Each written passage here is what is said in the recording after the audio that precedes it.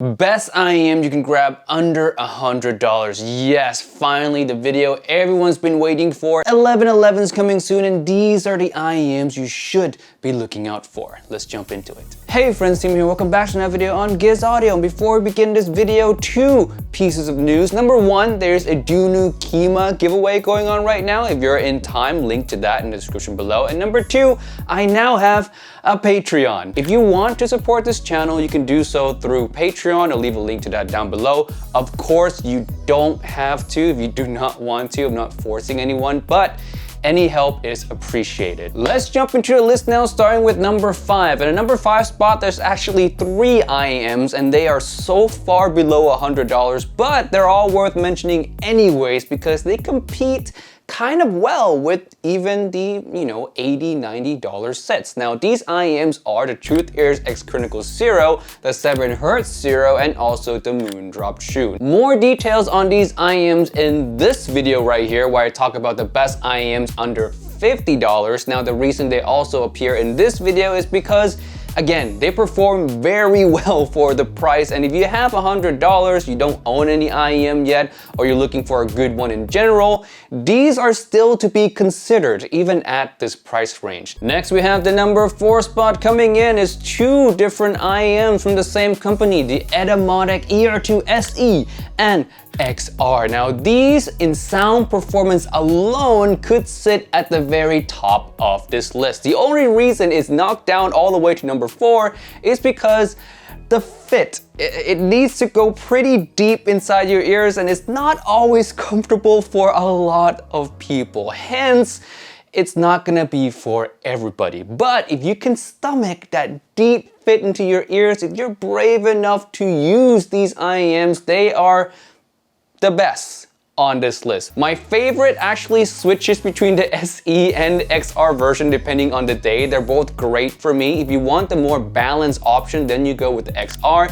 The little bit of bass there really makes the signature feel more full and natural. But if you want the most amount of clarity, then you would go for the SE version. Both of them are amazing option, coming in at only $99 and even cheaper nowadays if you live in the US and you can utilize the used market. Number 3 spot, we have a family of IEMs, namely the single dynamic drivers that's tuned similar to the Moondrop Aria. Now, there are many IEMs that are tuned in this signature. The best ones I'm going to give it to you guys right now are the Aria, the Dunu Titan S, the Heart Mirror Pro, and the T3 Plus. Now, the Aria and the Heart Mirror Pro are going to be the most balanced sounding of all of them. Good amount of bass, good amount of upper mid range. The Dunu Titan S is going to be the more vocal focus. It has a lot less bass, has more upper mid range. So for those of you who want a more clear, clean forward vocals,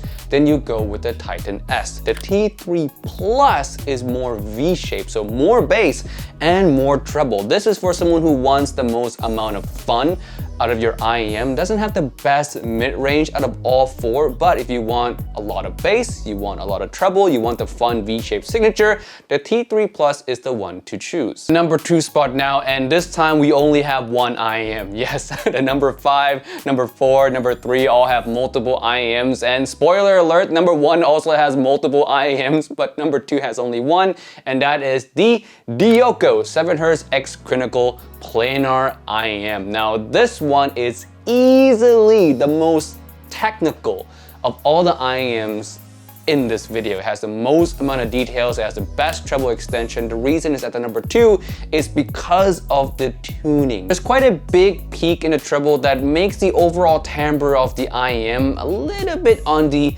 metallic side, not the most natural sounding. The Dioko as a whole is still very well tuned, hence why it's at the number 2 spot, but it can be fatiguing for longer listening or if you're really sensitive to trebles. If the Dioko were to tame down that peak in the treble area, it would easily make the number 1 spot. If you want to know what planar performance means, what planar drivers can do that dynamic drivers at this price cannot do, get the Dioko. Now we're at the number 1 spot and we have 2 IEMs that occupies this spot, and that is the Dunu Kima and the Tripoen XHBB Olina SE.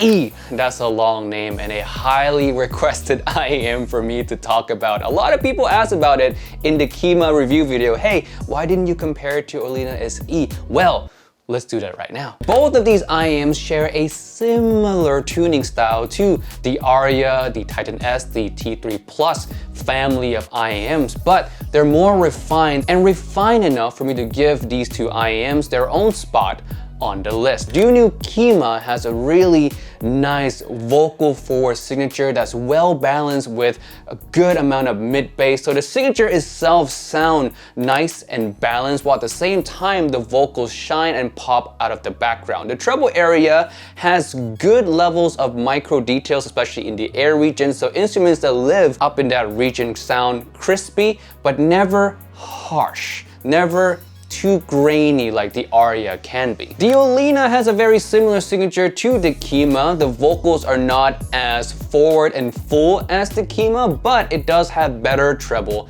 than the Kima. Also, better detail performance overall as well. I would say under $100 when it comes to single dynamic drivers, the Olina SE is the most detailed one. I would say the detail performance of the SE, and to extension the Kima, almost rivals the Kato. Not as much, it's not quite there yet, but for $100, $90 less than the Kato, the Kima and the Olina SE both are much better purchase than the Kato. And the performance of those two versus the Kato, again, not that big of a difference. Now, what are the reasons to get the Kima and what are the reasons to get the Olina SE if you're wondering which one you should choose? I would say pick the Kima if you want a more vocal forward signature, a more even upper mid range in general, and also a more relaxed and slightly more natural timbre. Now pick the Olina SE if you want the extra treble performance, extra details, and also a little bit more of an airy and sparklier signature